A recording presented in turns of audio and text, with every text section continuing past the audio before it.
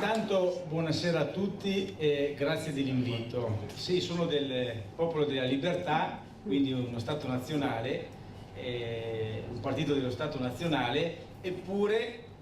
sono qui a portare una testimonianza dell'esperienza fatta insieme ad alcuni amici che ci sono qui in sala. E tra l'altro anche non vedo Morosini,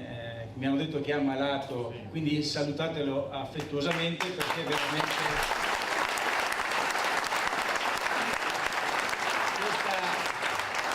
questa esperienza che sto facendo è una cosa nuova per me, che mi sta comunque facendo crescere, soprattutto perché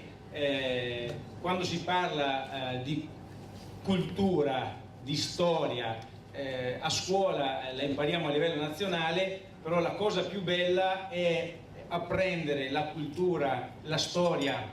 e a volte anche la lingua, perché comunque tanti termini anche più arcaici che qui si parlava nel Veneto purtroppo li abbiamo persa. Se posso fare una battuta, sto parlando in italiano perché siccome vengo da Chioggia, se parlo chioggiotto oppure che mi scambiate per Terone.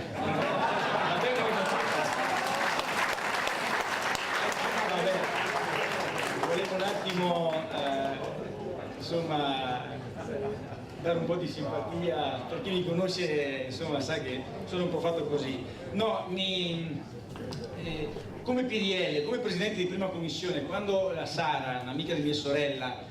mi ha spedito del materiale che era proprio il progetto di legge e l'ordine del giorno che venivano presentati nei vari enti locali del Veneto, ho conosciuto delle persone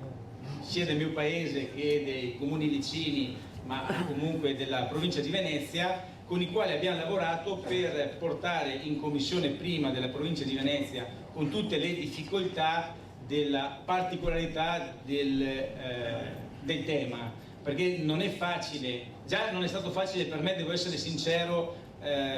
prepararmi e capire le cose, perché bisogna anche, secondo me, gradualmente far metabolizzare alle persone questa idea dell'indipendenza, perché io l'ho affrontata perché credo di essere una persona di buon senso e credo che questa idea dell'indipendenza sia proprio di buon senso, però non tutti hanno la sensibilità,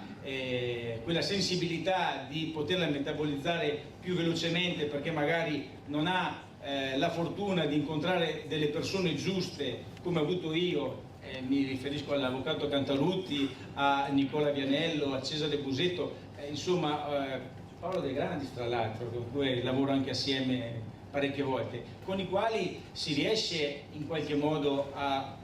parlare dell'argomento. Bene, se qua siamo tanti, ricordiamo che il popolo veneto è un popolo di milioni di abitanti, quindi quando verrà votato in Regione Veneto la possibilità di poter utilizzare lo strumento di democrazia più diretta che abbiamo, che è il referendum, ecco perché un motivo in più per me di sostenere questa iniziativa, perché se c'è